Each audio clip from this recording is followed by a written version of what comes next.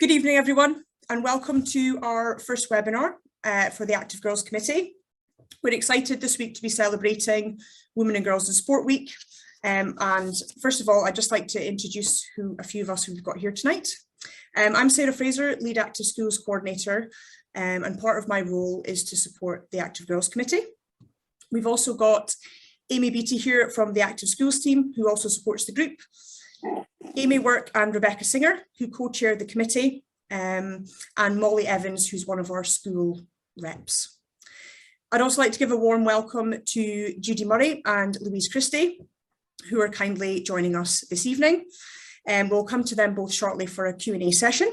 And if there's anything that you'd like to ask either of them, then feel free to pop that in the chat box throughout the evening.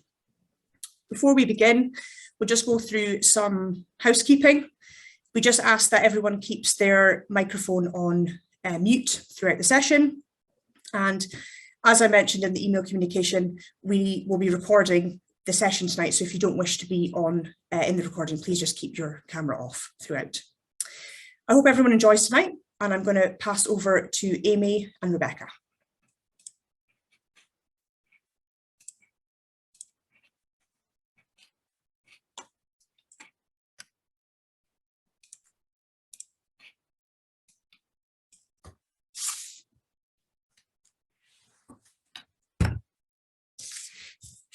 So hi there everyone. As Sarah said, I'm Amy Work. I'm one of the co-chairpersons of Active Girls Committee Aberdeen, and I'm delighted to be here tonight to talk to you a bit about the committee and what we do. So as part of Women and Girls in Sport Week, this week we're looking to increase awareness of the committee across the city by pledging to the public ways in which they can help raise the profile of female participation across all forms of physical activity. So this year is the 6th annual Women and Girls in Sport Week in Scotland. And this year the main theme is focusing on increasing visibility in girls and young women into sport and physical activity, as well as showcasing the partnerships that are helping to break down these barriers and really looking to sort of encourage and increase participation in girls and young women and encouraging them to become more active. So by increasing visibility in girls and young women into sport is really key to encouraging females of all abilities, all ages, to get involved in some sort of physical activity. And over the course of this week, we're going to be sharing some stories to hopefully help motivate and inspire. So I'm just going to briefly talk a little bit about the committee, who we are and what we do. So Active Girls Committee Aberdeen was set up back in 2016 and funded and supported by Sport Aberdeen's Active Schools team.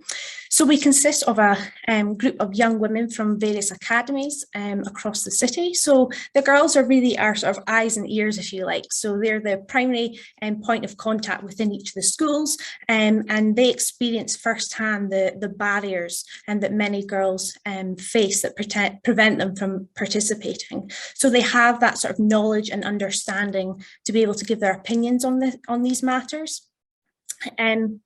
So with that, the idea being that in their schools, they can sort of build up relationships with the girls and hopefully in time allow them to sort of gain confidence and encourage them to take part in some sort of physical activity.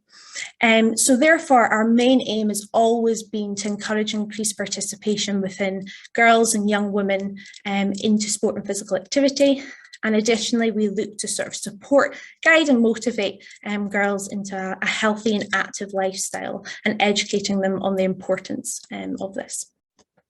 So the main thing I'll be talking about tonight is the barriers to participation. So through engaging with girls across the city, as well as our own sort of personal experiences. So myself and Rebecca have been on the committee since it began back in 2016. So we have sort of our personal experiences and the perspective from being on the committee. So with that, as a group, we've outlined sort of 6 main barriers which we feel contribute to the reluctance of girls participating in physical activity and sport. And one thing that's sort of important to note is we realise that some barriers are more prominent in some schools than others, and that's why it's really important that we sort of work together to sort of develop various strategies to target the barriers in different ways, because we have realised that maybe one strategy works really well in one school and one doesn't really in the other. So it's all about tailoring our technique, if you like, to sort of accommodate to the needs of each school. And I think that's what makes the committee really successful, because we've got girls from various sporting backgrounds, and they've got their own experiences that they can bring to the table to help sort of diversify our approach. So one of the main barriers, which I'm sure many of you will agree that contributes to the reluctance in girls participating, and hence a lower participation rate, is in fact male participation, so male dominance. So often, for example, in PE classes within school, the boys can dominate PE sessions, could possibly, exclude the girls from games, passing judgments, any comments, and that can have a real impact on their confidence and self-esteem. And I think what also links into that as well is there's still this stigma that certain sports are male-dominated sports and female-dominated sports. And if that seed's being sort of planted at such a young age, where maybe certain sports are more televised and sort of more recognised than others, some girls when they're younger might think, oh, football, for example, that's a boy sport. I'm never going to be as good enough or as good as the boys in my class. And it's those little things that can have such a big impact on the reluctance to participate, particularly in a learning environment in school. And another thing, looking on the flip side, is maybe these sort of these comments or judgments that the boys make. If maybe a girl makes a mistake or something, do they really realise the impact that they're having, that these comments are having? So is it worth looking on the flip side? Should we maybe get boys more aware of what we're doing as a committee, and the sort of the major impact that sometimes they're having on female participation as well? So that's also something to really think about. Another major one is low self-esteem as well. So this can impact girls' ability to, feel that they're not as good enough as others, to be able to, not as capable to sort of learn and improve and build upon certain skills within sports, and that can have a major impact as well. And another major factor that links into this is body image, body dysmorphia, eating disorders, that's something quite close to my heart, and it's got, I think, a major impact, particularly within teenage girls. Social media as well plays a big role in that it's sort of showcasing these unrealistic expectations, if you like, of what a healthy and active and fit female should look like, and that we should be exercising to look a certain way and present ourselves a certain way. Whereas what we should be promoting is really the many health benefits that you gain from physical activity, whether it's the release of endorphins, whether it's being able to socialise with your peers, get outdoors, try new things. There's so many other great benefits that physical activity and sport bring. So that's something that we're really looking to help break down that barrier. Another one as well can be fear of failure. So again, in a sort of learning environment in PE, for example, if maybe there's a new sport and that they're starting the curriculum, it's maybe something that some of the girls have never done before, they've maybe got a bit of a lack of understanding of the rules of the game, and there's that maybe fear again of making mistakes and being judged for it, and that can have a major impact as well. And another one is lack of motivation. So there may be, again, a lack of understanding of the true benefits that physical activity and sport brings, and often sometimes there'll be negative connotations associated with exercise, that it's this, very physically rigorous, regimented sort of thing that you've got to do, and again, not thinking about the major benefits that come from it, in terms of social and mental well-being as well. And so that can be a contributing factor as well. And from some of our events recently as well. We've gained some data and feedback from the girls, one of which was regarding social media and body image related issues. And from that data, it was 100% of those who attended the events felt that social media had a negative impact on their body image. So again, social media playing a huge role in the way sort of girls portray themselves and the sort of connotations that has in relation to sport and physical activity. And one of the other ones that we've noticed over the course of COVID and the pandemic and being in lockdown, realising that girls were obviously having to do online learning, they were being isolated from their friends, they weren't having the opportunities to go out and get involved in clubs, and social interaction can be a big factor as well. You know, it can maybe be, especially for new girls starting off at secondary school, that transition period, we often see participation dropping, and it could be, again, because you're starting somewhere new, you're having to meet new friends, and it can be quite a daunting experience coming to a club for the first time on your own. So it's how do we make that sort of a welcoming environment. And the final one is being highly influenced by your peers. So again, this sort of links into girls maybe not having the confidence to have their own individuality and really do the things that they wish to pursue. And so again, that's another major contributing factor. So I'm just going to pass over to Rebecca, who's going to talk a little bit about statistics in relation to female participation. Perfect, thanks Amy. So like Amy said, she's gone through the sort of main barriers that we found in Aberdeen, but I want to put that into perspective of how it actually impacts the girls and the amount of them that choose to participate in sport. So in Scotland, girls are most active between the ages of 5 and 7, so in the very early years of primary school. And at that age, 81% of girls actually meet the guidelines that the government have set out for recommended levels of physical activity. But by the time they reach the ages of 13 to 15, so we're looking at sort of first and second years, only 49% of the girls meet those guidelines, despite an overwhelming majority of them actually saying that they understand the importance, they know why they should be active, but these barriers are stopping them from following through with that. But if we take a look at the figures from Active Schools here in Aberdeen, we can see that in 2016, when the committee first started, it was quite a low percentage in terms of girls that were participating in comparison to the boys. And through the years that got higher and higher, and then obviously COVID came along and sort of slowed everything right down. They weren't able to join in with the Active School sessions because of lockdown. But since it's come back, we've got a relatively good percentage, but if you look at the actual numbers, we've now only got just over 1,200 girls from primary schools participating and only just over 500 girls in secondary schools participating. So it's a huge drop, roughly half, even less than half really. So we're sort of looking to start building those numbers back up now that we're back from lockdown.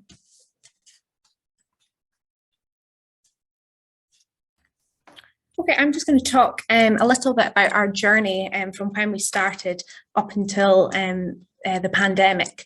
So the committee's really been recognised locally as well as nationally for our efforts in terms of events that we've done. So we've done citywide events, local events in schools and communities, and we've done various promotion events as well. And as well as some of our, the committee as a whole and our members receiving awards as recognition for some of the work that we've done.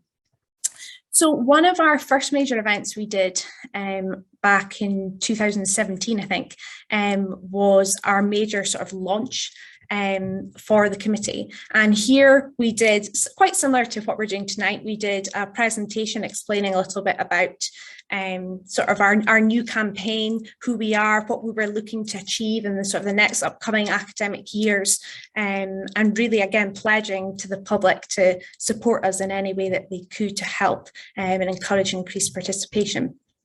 So again, we had Q&A sessions, presentations, and we had businesses here, sports organisations, members in education, the public, and it was a great way to interact and gain their sort of ideas and feedback that could sort of help us progress as we went on. So that was one of our first events that we did.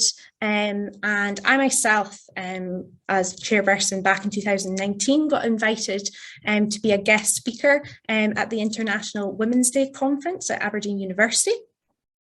So again, this was a great way to showcase our campaign, and there's a lot of inspirational female figures there, and it was a great way of celebrating the work that many females have done, and again showcasing what we have done as a committee, and a great way to sort of put our name out there and get as many people on board with our campaign. Because the more people that know about it, the more sort of opportunities we have to sort of reach out to the girls as well.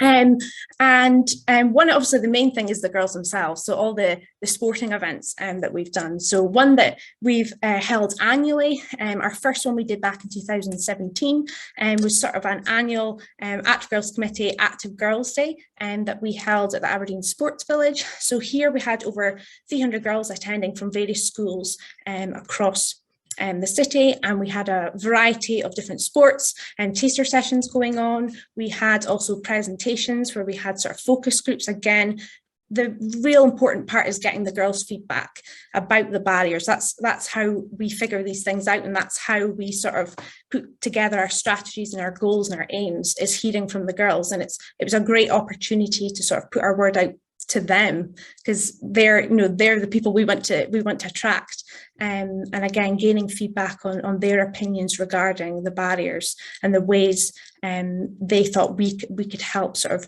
tackle these barriers and put things on for them. So again, it was a great way to link back into the schools, because what we do, our reps that are representing each school have their own Active Girls Club set up. So here, this is an environment for girls of all ages from S1 to 6, and that they have the option to come along, and usually it's all sort of really run by the girls in the sense that they have the say of what activities they want to do, and the reps will run these sessions along with members of staff, and it's just providing that really safe, welcoming environment where hopefully a lot of these barriers diminish, and we're seeing sort of girls come in and building confidence over the course of the time that they're attending our clubs. And I think that's a really sort of rewarding part of our job.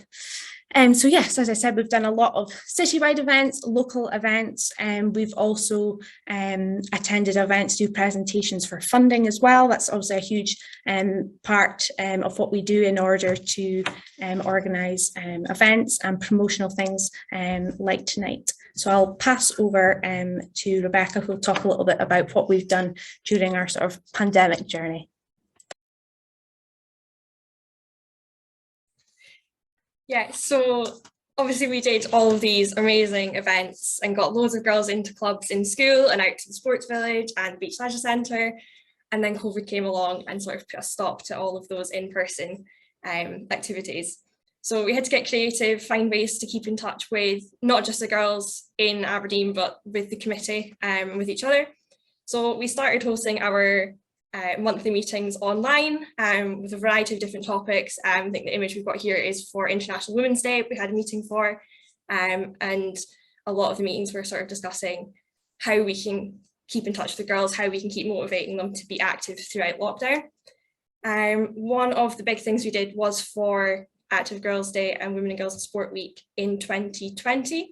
So we held Q&A sessions with 3 different people from across sort of sporting world and from Aberdeen themselves. So we had a local primary school head teacher, we had Zoe Clark, who is a track athlete for GB in Scotland, and we had Rachel Corsie, who's the captain of Scotland's women's football team. So they went up onto our Instagram page after we'd recorded them for the girls to sort of find out a bit more about their involvement in sport and why they think it's so important for girls to keep active. We also did some work with Sport Scotland. We were lucky enough to be able to take part in a social media workshop to help us really engage with girls online through our Instagram account. And we tried to take advantage of that as much as possible. And we also did a Fit for Girls workshop with the Fit for Girls tutors that Sport Scotland have, which took us through different ways that we can engage with girls, different ways we can workshop with them, find out what they want to get out of activity and how we can best support them in that. Our coordinators also held time to talk sessions. So it was just on Zoom, and it was a drop-in session that we could join if we had anything to talk about, whether it be committee related or to do with exam stress or anything that was going on sort of in our personal lives, and just time for us to get together and sort of touch base. And then coming out of lockdown, we obviously started to pick things up again. We started holding in-person meetings. We ran a couple of events at local schools. So we did one at Grammar where we did capture the flag, and we did some team building activities, and then we had a chat with the girls just to touch base and find out what they wanted to get out of sessions and activities now that we were back running things in person. And we've done another couple at some other secondary schools throughout the city as well. And we were also fortunate enough to be nominated for an Aberdeen Sports Award. We were put forward for Community Project of the Year for our work during the pandemic, and just all the different ways that we tried to keep in touch with girls and keep them motivated.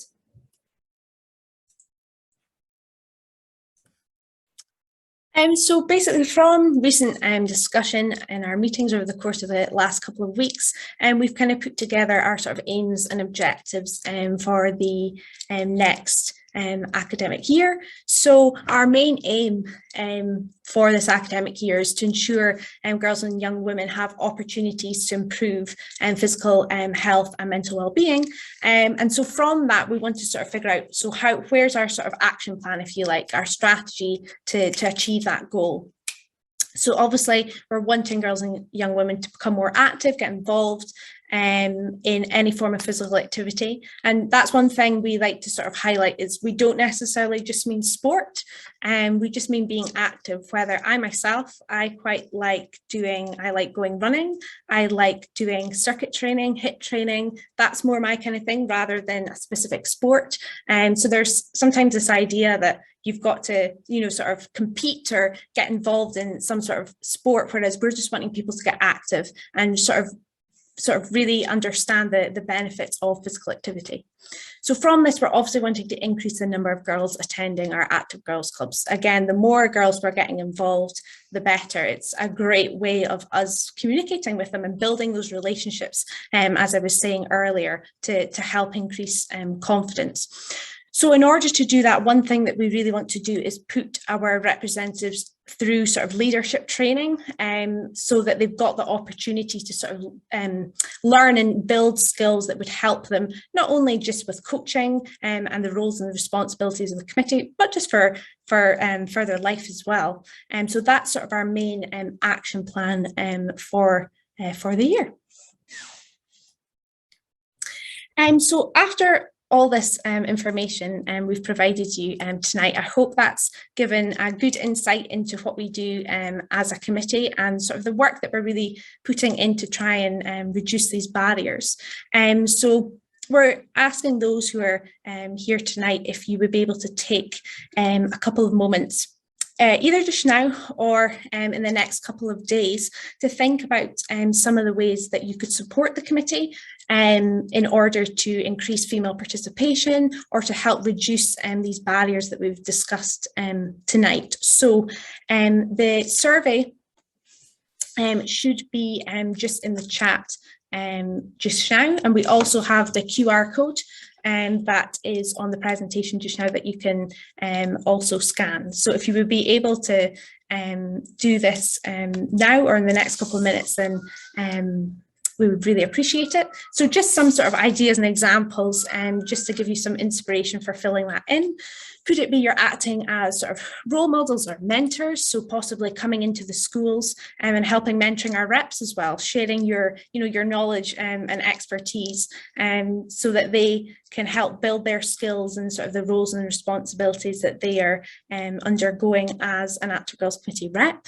Could it be supporting at events or taster sessions? So if we have any individuals of sporting organisations here tonight, could it be that you maybe collaborate with us on an event or provide a venue for us to hold any events? As doing, trying out new sports for the girls is again a great way to sort of highlight the fun and social aspect of sport and physical activity as well. And finally, could you help provide support in schools? So if we have any members of education here tonight, could you maybe help in terms of any school-based events being held that the reps are looking to organise, or any promotion and presentations that they may be looking to do in the schools, and providing sort of some support there. So I hope that sort of just gives you a couple of ideas there. So the final thing I'd just like to mention is our Instagram that we've got, so at Active Girls Committee ABDN. So if you haven't already, we'd really appreciate if you could follow us on our Instagram page. And again, we share obviously a lot of the events and things we're doing in schools and citywide, and just sharing the work that we do. And if you would like to get in touch with us at all, have any questions, then please do so via our Active Girls Committee email just listed below there. So finally, I would just like to thank you all for listening to myself and Rebecca. I thoroughly enjoyed talking about the committee and what we do. And I will just pass on to Sarah, who will just do a little introduction to our QA portion of tonight's webinar. Perfect. Thank you very much to Amy and Rebecca for taking us through the presentation. Lots of fantastic information there, and hopefully we can get lots of people on board to help our cause. So now we would like to invite Judy Murray, OBE tennis coach, former GB Fed Cup captain. Judy's also mum to professional tennis player Jamie and Andy Murray as well. And we've also got Louise Christie, who made her Team Scotland debut at the Birmingham Commonwealth Games, taking silver in the ribbon final, which is the best ever rhythmic gymnastic result for a Scottish gymnast. So fantastic achievement. Amy and Molly, who's one of our school reps, are going to be leading the Q&A session. As we've said before, if anyone has any questions that they'd like to ask, then please feel free to put them in the chat function and we'll get to them. So we'll just kick us off with Molly. Are you ready to kick us off? Hiya, yeah, definitely. So Judy, let's come to you first. Can you tell us how you first got involved in sport and if there was a role model that you looked up to? Yeah, well, first thing to say is great presentation, Amy and Rebecca, and Sarah, thanks for inviting me. I always find these all-girl sporting events hugely inspirational, and a massive believer in needing women to be in decision-making positions to make things happen for other women and girls.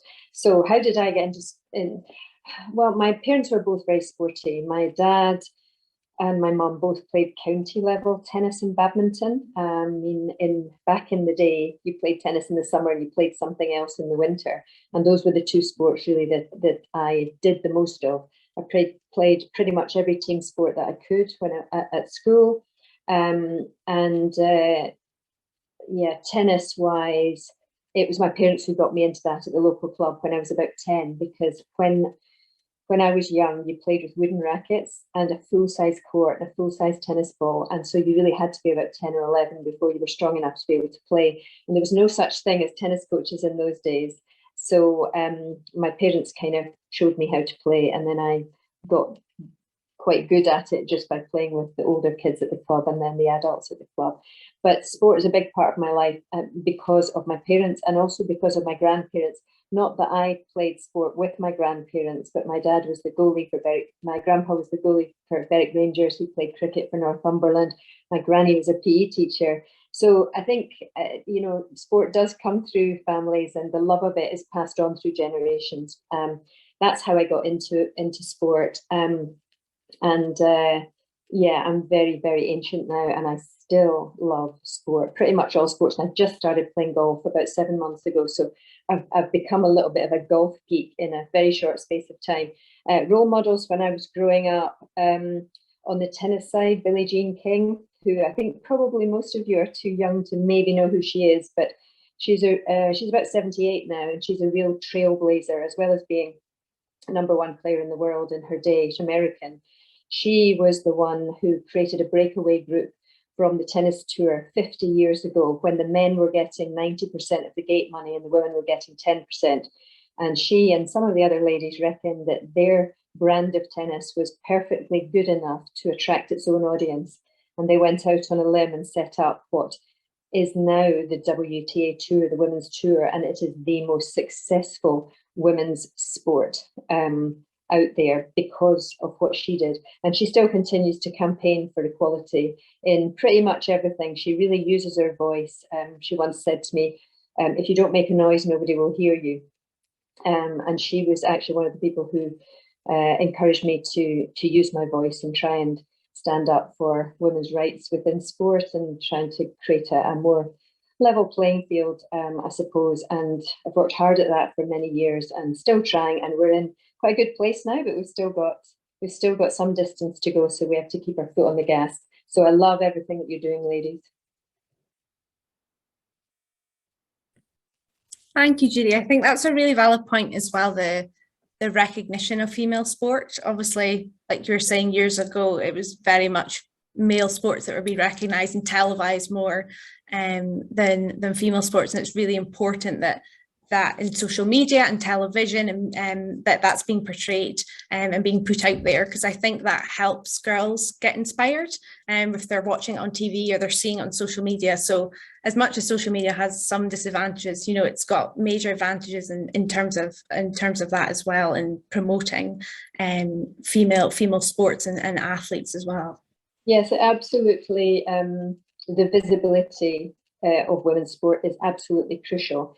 But in order for us to have become visible, our performances, whether it's individuals or whether it's team sports, and I think particularly team sports, because that's when nations or the general public get behind your country, for example. And you know, we as women were so late to the sporting party. And you know, in Scotland, if you look at what our female footballers have done, in a relatively short space of time, the Lionesses started probably about 10 years before we did in terms of taking it seriously, and their performances, of course, are world class. And when the performances are world class, people want to watch them, and if they can watch them, people want to sponsor them. It puts bums on seats, it puts eyes on the screens and so forth. So actually encouraging more investment into the development of female sports stars is absolutely critical. But it's not just about that. You know, of course, that's your shop window.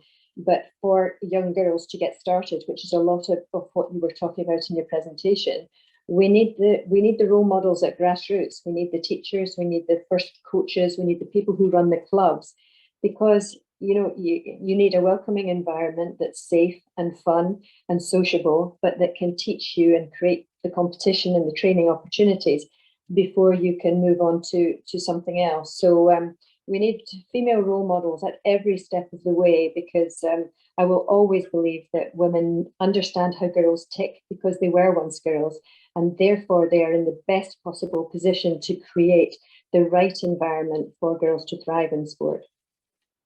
No, definitely, Judy. That's a really valid point there. I've just now like to quickly pass over to Louise. Just a question for you, Louise. Has gymnastics always been the sport that you got involved in?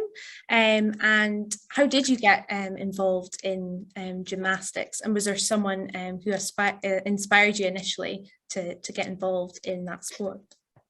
Yeah, so for me, I did kinder gym when I was really little, and kind of the natural progression is gymnastics from that. So my mum signed me up, not knowing that it was rhythmic gymnastics. So found that out quite soon. But I mean, I loved it from the get-go. It was just very natural for me. I wasn't really the most naturally talented in rhythmic gymnastics. I had to work quite hard for what I have now, but I just loved it from the moment I started. And growing up, I always looked up to the top GB gymnasts, and one in particular was Francesca Jones. She was on the Welsh team at the 2014 Games, and I actually went along and watched those games in Glasgow, and she was really successful at the games. She came away with, I think, silver medals in every apparatus apart from ribbon, where she won.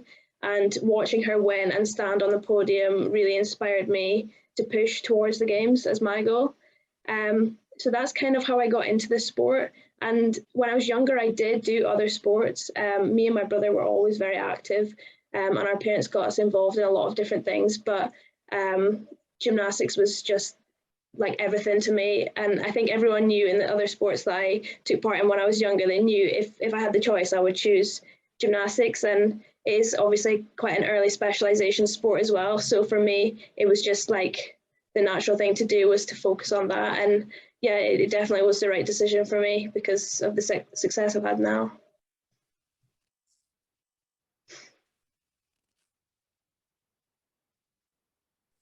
You're on mute.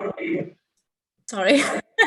I was just saying that was a valid point, Louise, and Judy mentioned it as well, that, you know, being sporty and active, it often runs in the family and is passed down the generations, and that can also be an influence. I myself as well, I know Rebecca came from quite a sporty family, and when you're surrounded by people who are active, it helps motivate you as well. And sometimes your role models can be, you know, your parents, it can be your friends, and your family as well, that can really help and encourage girls into sport. So I think that's another thing for us to look at as well, how, you know, parents and families and friends can really rally around to help one another in terms of participating. So Judy, just to come back to you, obviously the Battle of the Brits is coming to Aberdeen in December. So would you be able to tell us just a little bit about your Miss Hits programme and how that aims to sort of increase female participation? Yeah, the Battle of the Brits, for those of you who are maybe not Tennessee people, it's Scotland against England, and it's going to be at the P&J Live Arena on the 21st and 22nd of December. We had planned to have it last year, and unfortunately COVID put paid to that, but it's coming this year, and it'll have Andy and Jamie, Cameron Norrie, Johnny O'Mara, Dan Evans, Kyle Edmund, Neil Skupski, Joe Salisbury. If you're not Tennessee people, you might know who Jamie and Andy are, but it's the best of Scottish against the best of English. And it's lovely to be able to bring world-class tennis to a corner of Scotland that wouldn't normally see that. So hugely looking forward to that. And last year, even though the event was cancelled, I did quite a big community engagement programme around schools and clubs. We did lots of teacher workshops, lots of visits, doing exactly what you're talking about with the girls, although we were obviously doing it for boys and girls and men and women. It's really trying to take tennis into the community and showcase it, encourage people to get involved in delivering, teaching it, playing it, etc., etc. So I thoroughly enjoyed that, and the Miss Hits programme was a small part of that. Miss Hits was or is a fun starter programme for girls aged 5 to 8 that is delivered by women or teenage girls or moms. You don't need to be a qualified tennis coach to be able to deliver it, because it's very much about building a friendship group in the very early stages of a sport. And actually the concept of it could easily be transferred across any sport, because you have much more chance of keeping girls in a physical activity, well, in any activity actually, if they've got a friendship group. You know, they like to go to what their pals go to, and they don't care if anybody's good, middle at it or rubbish at it. They don't care, because they want to be with their friends. And so my whole point about retention of girls in sport actually starts from those first impressions. Make it fun, make it doable, build confidence through the success, as in make the exercises doable and then challenge them a little bit more, but create an environment that is led by female coaches. We don't have a lot of female tennis coaches, so therefore I made it a non-technical programme that could be delivered by teachers or sports leaders. We have a lot of sports leaders. In fact, we have one really good project very close to you in Inverbervie at Berby Primary School. And one of the teachers there is a very keen tennis player, which obviously helps. And she did the Miss Hits training course, and she trained up her primary 6 and 7 girls to deliver lunchtime clubs to the primary 2s, 3s and 4s in the playground or in the school gym. And I went and did a session in the playground with them. But it's a wonderful example of how you can develop leadership skills in the older kids and let them have a little bit of work experience. That sounds a little bit formal for what it actually is with the little kids, but it's little girls love being with big girls. So that whole thing of friendship group, fun at school, safe environment, know what we're doing, build the confidence, and then for those who are keen enough, taking them along to the local tennis club at Stonehaven or Montrose, whichever one is closer to where they live.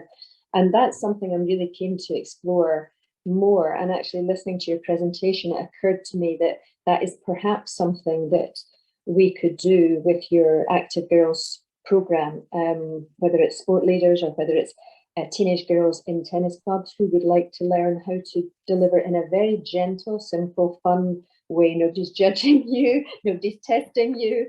And one of the big successes of that program has actually been that we've encouraged girls, teenage girls and mums to do it in pairs, do it with a friend, so that you can do the demonstrations together. It means if somebody needs to go to the loo or you forgot your balloons, you've left them in the car or in your locker or whatever it is, you've got backup. But I think it's not so easy when you are young to deliver something on your own. So therefore, do it together, more fun, practice the demonstrations, share the delivery and so forth, and enjoy it. So we've done it with sports leaders, S4, 5, 6, delivering to S1 and 2s as well. So if that's something that any of you would be interested in your schools or your clubs, or a mixture actually probably is better, because I have found that when you take something new into a school, it usually doesn't have longevity unless that school is close to a club that you can transfer into. So therefore, for my sport, picking schools that are close to tennis courts or a tennis club is important in the same way as it would be if it was hockey or football. You need to be something that if you enjoy it, where do I go next? So that's what Miss Hits was all about. And I did it because we weren't getting enough girls coming into tennis and staying in tennis at the young age for a number of the reasons that you showed up, including they didn't like a mixed group with boys. Boys are more robust, more physical, more noisy, more competitive, and little girls kind of get intimidated by that. Often they didn't like the male coach. They're used to being with the mum. They're used to first teacher in school being female. And actually in Scotland it was a lot. I don't like tennis because I get cold and wet because it was outside. So we made it an indoor activity that doesn't need a tennis court. So yeah, I think it's all about adapting, and it's also about knowing your audience, knowing what's right for your audience, understanding the world according to girls. No, definitely. I think that's great as well. You were saying about the primary 6s and 7s gaining a little bit of leadership and delivering that to the primary sort of 2s, 3s. I mean, that's a great way of girls gaining confidence in the sense that they're getting to learn how to demonstrate sport and deliver it to the girls. And it's, again, like you're saying, it's a great way of building those connections where, younger ones feel a little bit more confident if it's girls just a little bit older than them. And I think that's what we're trying to do by having, secondary girls delivering sessions to other secondary girls. It's a way they can sort of relate to them as well. And I think that sort of helps sort of break down some of the barriers and the sort of confidence issues as well. And like you're saying, when you have, boys in the mix, that can just make it a whole lot worse for girls, and they feel, they maybe feel judged, or they, like you're saying, boys can be a bit noisy, a bit more competitive. And sometimes when you take that away, it makes just such a big difference to their confidence levels. It's immensely. Yeah, it's definitely it's okay to be here when you have the older girls with the younger girls. I think that's a very good point. Definitely. Molly, I'll just let you ask the next question, if that's okay to Louise. Yeah, Louise, the pandemic's had a huge impact on everyone. How did you overcome barriers with training during COVID, and how difficult was it to remain motivated? Yeah, training in the pandemic was extremely difficult, especially for a sport like rhythmic gymnastics. You can't really replicate that at home. one thing that my club did, I was really lucky that they continued to put on sessions whilst we were at home. And we kind of went with the aim of improving things that we didn't always have time to do when we were in the gym. So initially that kept everyone quite motivated because you were seeing improvements all the time because we were focusing so heavily on like body work. But I mean, as weeks went on, we were still in lockdown, and it did make motivation really, really difficult. The girls that I train with on the GB squad, we started doing sessions together with each other's clubs, and that really helped, just working with different people. And we all kind of tried to motivate each other to keep pushing, because it's difficult, especially when you're a little bit older. Gymnastics, you usually peak quite young. So for some of us who are like in our 20s, you feel like you're missing out on competitions, you're like missing out on opportunities whilst we were in lockdown. So that was really difficult, but it was definitely worth pushing through. Once we started to get back into training, you start to appreciate things so much more. But motivation was something that was really difficult, and something that helped with that was definitely goal setting. So, I mean, I always had the long-term goal of the Commonwealth Games. So I had that pushing me forwards, knowing that like we were going to get out of the pandemic, and the games were going to happen. And if I put in the work during lockdown, that it was all going to pay off. So I kind of just tried to look forward, even though it was difficult not knowing when it was going to end. But having like teammates like alongside you, pushing you on, it really helped. So it wasn't easy. I'm not gonna lie. Like I felt so fed up. Like thought it was never gonna end. We converted my living room into like a gym. Basically, moved all the sofas. I managed to go the whole time without breaking anything, which was quite impressive. But yeah, we were just so glad to get back at it, and yeah, what I've achieved this year made it all worth it.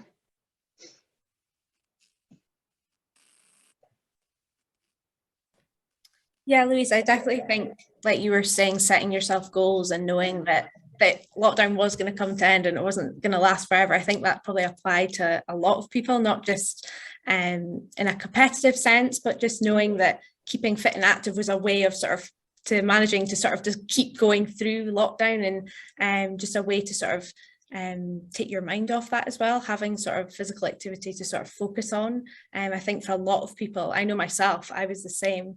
I wasn't competing for anything, but just setting myself goals in my running. For me, it was a good kind of motivating factor to help get through COVID, if you like, as well, and get through the pandemic. And I think for a lot of people, that was something that sport and physical activity was a really sort of important thing for their mental health as well during the pandemic. Yeah, I mean, I agree with that. I would have struggled if I didn't have gymnastics through the pandemic. I don't know how I would have filled my time. I think I was probably doing more hours during the pandemic than I was like usual time, because I was at uni as well. But no, just being active and being able to have that escape from everything COVID was, yeah, what got me through it. So I was lucky to have that and be part of a club. Definitely. Molly, I'll let you ask the next question, if that's okay. So we've spoken tonight about lots of barriers to participation for girls, and we definitely see a drop in girls' participation as they move to secondary school. And we talked about the barriers that this is due to: peer pressure, body image, social media. And I wondered, Louise, first, what would be your message around this, and how do you encourage other people maybe not to give up? And also, if you'd been in an environment where you'd noticed the barriers or noticed people giving up because of them? Yeah, it is a really difficult one, and especially, well, rhythmic gymnastics is a female-only sport, and we see that a lot, especially around exam age. A lot of girls start to drop out, and it's difficult, especially in a sport where you're doing competitions. I can understand why people step back, but it is important to stay physically active, even if it's not as part of a sport. But it's definitely something that we see, not just in my club, but across Scotland. A lot of the girls will drop out even when they go into academy. There's a lot more pressure. And I know it myself. I mean, I was very lucky that I've always been pretty strong-willed, and gymnastics was kind of all that I wanted to do. So I personally never felt those barriers because I was just so focused on what I wanted to achieve, but I've seen it firsthand. And I think my message would be to find something that you enjoy. It doesn't have to be an elite level sport. It could literally just be you enjoy going out for a walk with your dog or your friends. Like, find something that you enjoy, even set goals. That always helps with motivation. But just find something that you enjoy and it can bring you closer to other people. That would kind of be the best advice, really. It doesn't always have to be around elite sport. There's so many other ways to stay fit and active.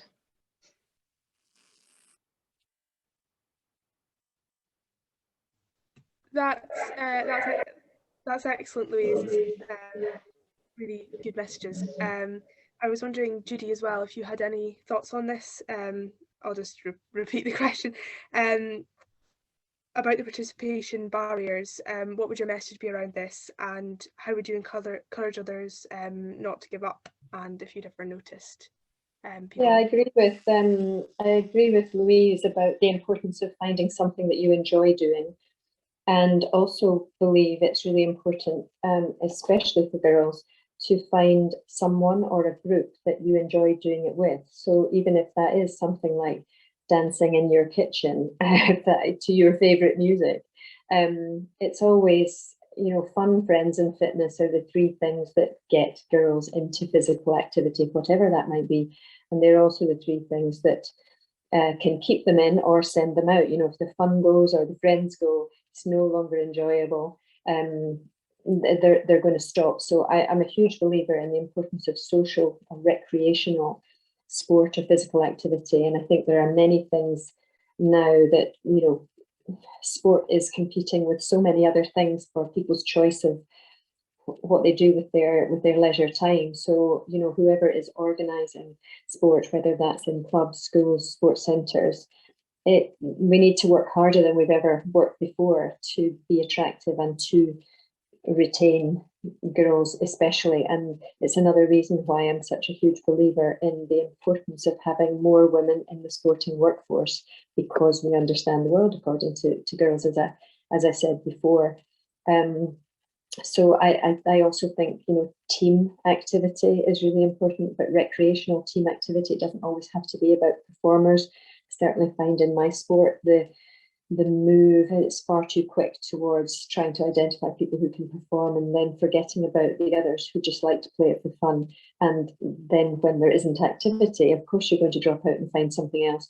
Or if your sport is too difficult or it's too expensive. I mean, there are lots of reasons why people drop out, but I think it is also worth pointing out that most of the research shows that girls are dropping out around 11 to 12 now, that it used to be around exam times. It used to be that sort of 14, 15, 16 was the age of dropout, and it's younger now. And I think that is apparently because the world has changed so much. And I think that the way, social media doesn't help, where everything is about how you look and so forth.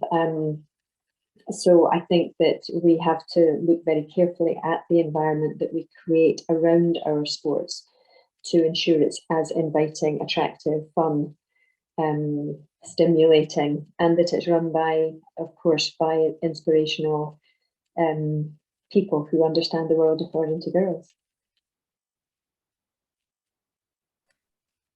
No, definitely, Judy. I completely agree with that in terms of the social aspect of sport. That's something I think needs to be emphasised more nowadays. Like you were saying, there's so many other things that girls can do nowadays with, social media, and it's important to sort of create that sort of fun social environment that can encourage and welcome girls into the clubs.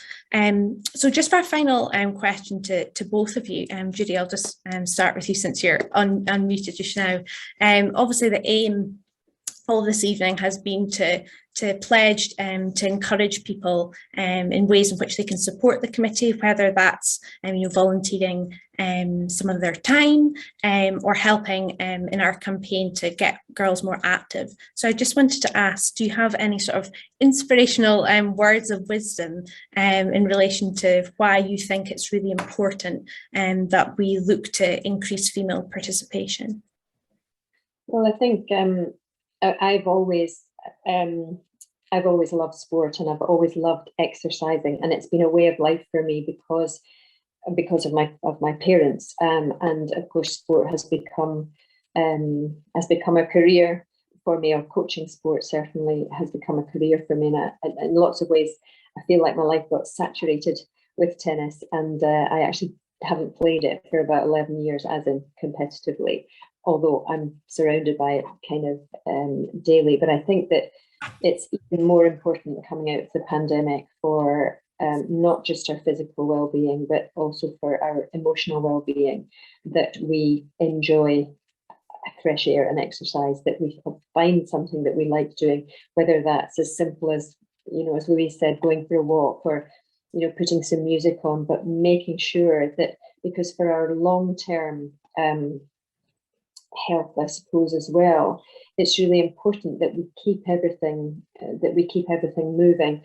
So I think for me, I'm not obviously a sport convert, but as we said already, we're competing with many other things for girls' attention. So we have to work hard to make it attractive, inviting, welcoming. And, I've campaigned for many, many years trying to build female workforces. And that's not just about coaching it or teaching it. That's actually could be running an event or organising a social club, and going into it, in the marketing way, or doing the social media for your Instagram account, for example. Not everybody wants to necessarily compete in what they're doing or coach what they're doing, but lots of people enjoy it enough to want to be involved, and that's not just about girls, that's about mums and club members as well. So it's trying to find ways where you can create a sense of belonging around what it is that you're trying to do in your club or your school or your centre or your active girls committee, that people want to be a part of it. And as I said, if you create that friendship group and that sense of belonging, you'll retain people. And if they fall in love with whatever sport it is, then you tend to not lose them from it. They won't fall out of love with the sport. They might fall out of love with the environment. So that's why we need to create more great environments for girls and women. No, definitely. As you said, creating sort of that welcoming social environment where girls feel confident to participate, and it's in an environment where they can relate to other girls in the same sort of situation, whether they're trying something new for the first time. I think that's something that's really important. So Louise, just for you as well, have you got any sort of words of wisdom in regards to why you feel increasing female participation, why it's important to you? Yeah, so I'm also actually studying, I'm in my 4th year of applied sport and exercise science. My dissertation topic is looking at barriers and motivators to physical activity. So it's a topic that I'm quite passionate about. But I think from being involved in sport and from my degree, the health benefits of not just sport, but being active are very clear. It's so good for your health, growing older, but also not just your physical health, but your mental health. And I think over the pandemic, it's been spoken about a lot more, and how being physically active and getting out can really help with things like stress, better night's sleep. There's so many different benefits, and I don't think people are always aware of how big an impact sport and exercise can have on a person. And then also with that comes the social benefits. For me, a lot of my friends have come from sport, and that's not just gymnastics, but throughout my time at school, if I was ever part of something, I was meeting new people, making new friends, and that's people that I still stay in touch with now. So like as Judy was saying, if you find that friendship, you're more likely to find it more comfortable to go to something, but to stick at it. And that's another thing for me, being part of a club has helped me so much. Like my gymnastics club is now more like a family to me. We all support each other, and I think that makes it harder for people to then drop out because they're so invested in it. But overall, like being part of sport and exercise has shaped me into who I am. I've learned so much from it. I'm a lot more confident than I used to be when I was at school, and that's all through things that I've done with sport.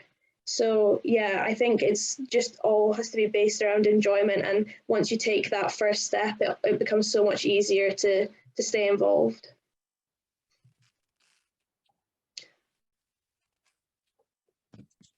sorry, I've just been amazed.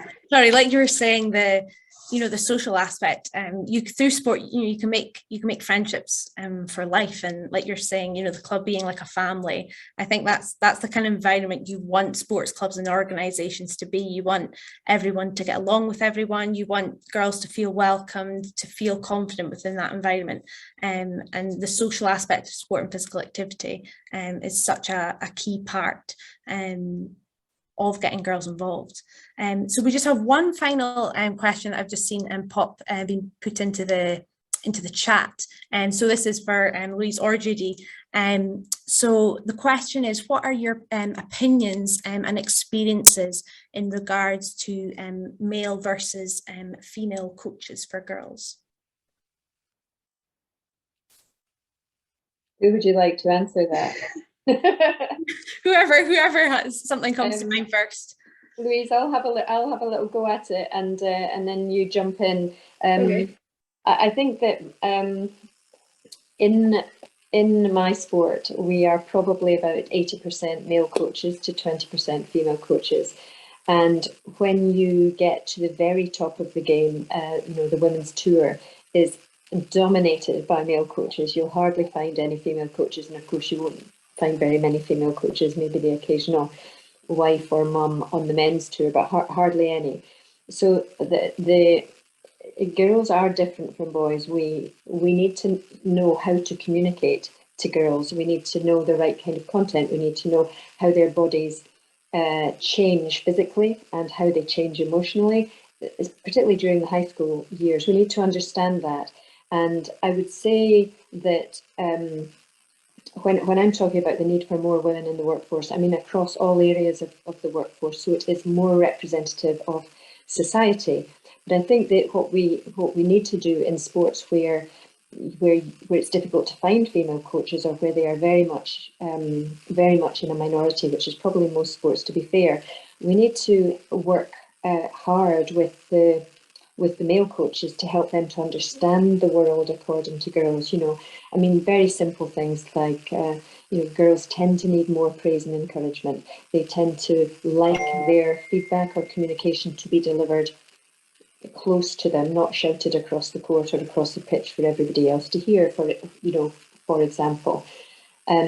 So the way we communicate, the words that we use, our body language, our content,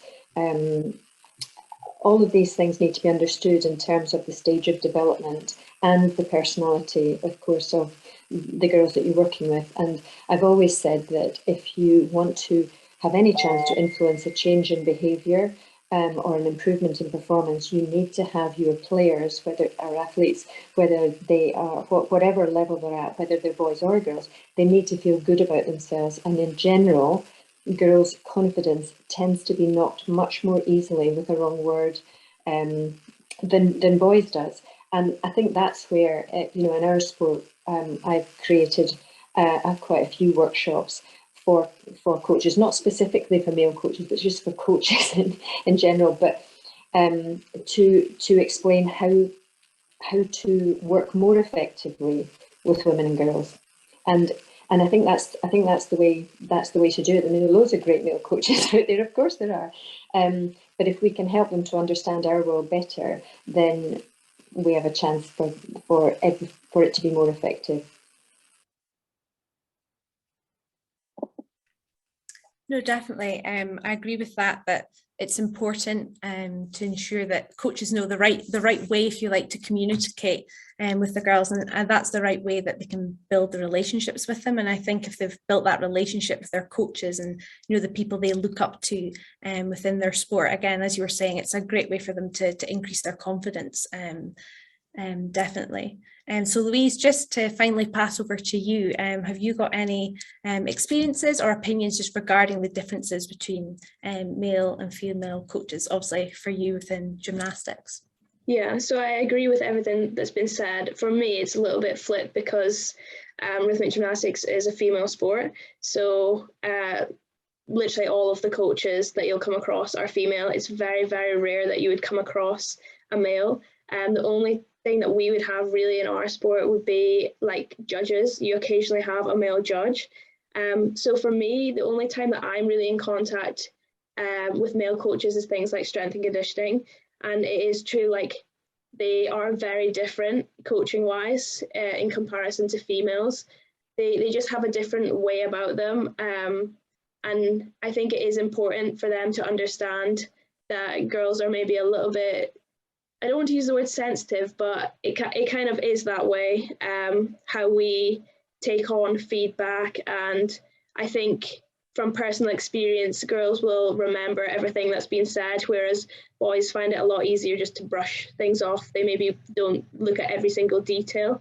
But for me, yeah, I'm maybe not as useful in this question because I'm coming from a sport that is female dominated, but I do agree with what's been said.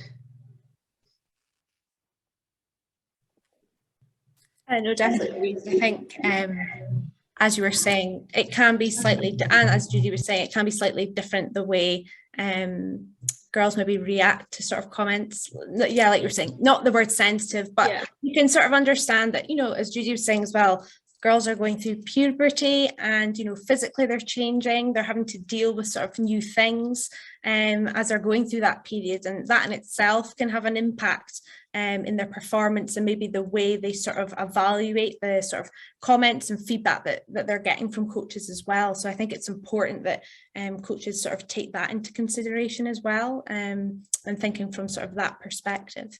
But that's, I can see that we're just sort of after 7 o'clock now.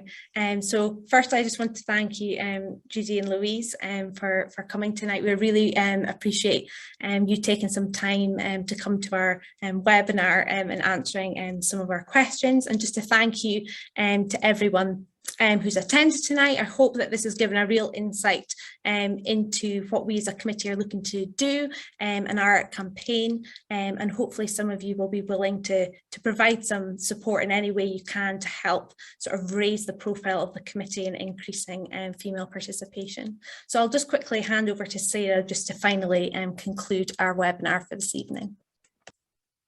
Thanks, Amy. Just to echo what Amy said, to Judy and Louise, really appreciate you both taking the time to come along tonight, and some really fantastic discussion and lots to take away from that. Also to the girls who have delivered tonight, Amy, Rebecca and Molly, have done a fantastic job. So thank you for that, and we'll continue the fantastic work that we all do. Myself and Amy can stay on the call for 5 or so minutes if anyone has any specific questions that they wish to ask about the Active Girls Committee. And if not, we'll thank you again, and we hope to see you all soon.